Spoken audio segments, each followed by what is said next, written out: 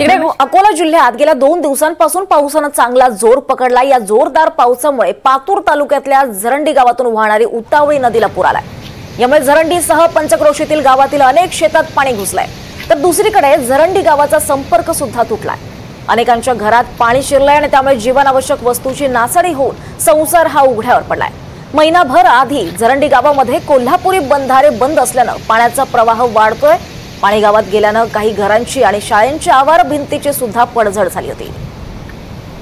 तर मुसळधार पावसाचा फटका नागरिकांना बसलेला दिसतोय। अधिक माहिती घेऊयात आमचे प्रतिनिधी योगेश शिरसाट यांच्याकडून। योगेश, सध्या काय परिस्थिती तिथे गावात?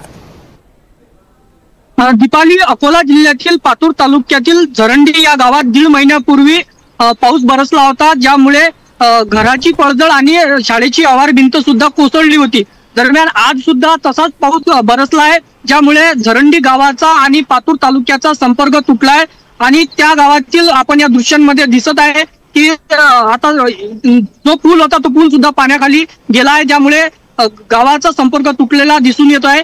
दुसरीकडे आतापर्यंत अकोला जिल्ह्यात 92.7% पाण्याचा पाऊस मिलीमीटर मध्ये पडला असल्याची या 2 दिवसात नोंद झाली आहे, अशी माहिती सुद्धा हवामान विभागाच्या कडून मिळाली आहे। एकंदरीत अकोला जिल्ह्यात आतापर्यंत महान काटेपूर्णा धरणातूनही सुद्धा पाण्याचा विसर्ग मोठ्या प्रमाणात केला जातोय।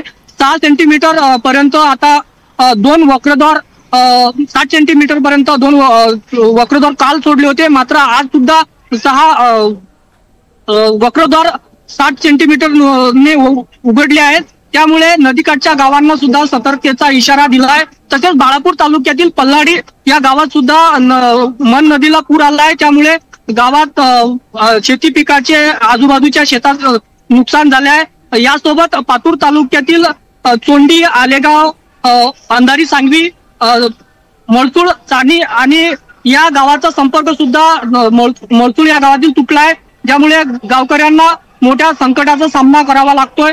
आणि प्रशासनाच्या वतीने सतर्कतेचा इशारा दिला असून नदीवरून पाणी असताना पूल ओलांडू नये असं आवाहन सुद्धा जिल्हा प्रशासनाच्या वतीने केलं जात आहे। दीपाली, निश्चितच योगेश, आपण आपल्या मागे सुद्धा पाहतो प्रचंड असा पाण्याचा प्रवाह। ती दृश्य आपण दाखवू शकता आपल्या प्रेक्षकांना? हो, नक्कीच दीपाली, आपण या दृश्यांमध्ये आपण बघणार आहोत हे अकोल्यातील मोरणा नदीचा हे पूर आहे। नदीला मोठ्या प्रमाणात पूर आलेला आहे आणि या पुराचं पाणी आता राम सेतू, जे अकोल्यातील जुने शहर आणि नवीन शहराला जोडणारा पूल होता, तो सुद्धा या पाण्यात आता डुबलेला आहे। जवळपास 1 फूट पाणी या नदीच्या पुलावर आहे, त्यामुळे या ठिकाणची वाहतूक सुद्धा बंद केली आहे। या ठिकाणी पोलिसांनी बॅरिकेड लावले आहे, त्यामुळे आता या ठिकाणाहून आता ये-जा करणे सुद्धा बंद करण्यात आलं आहे।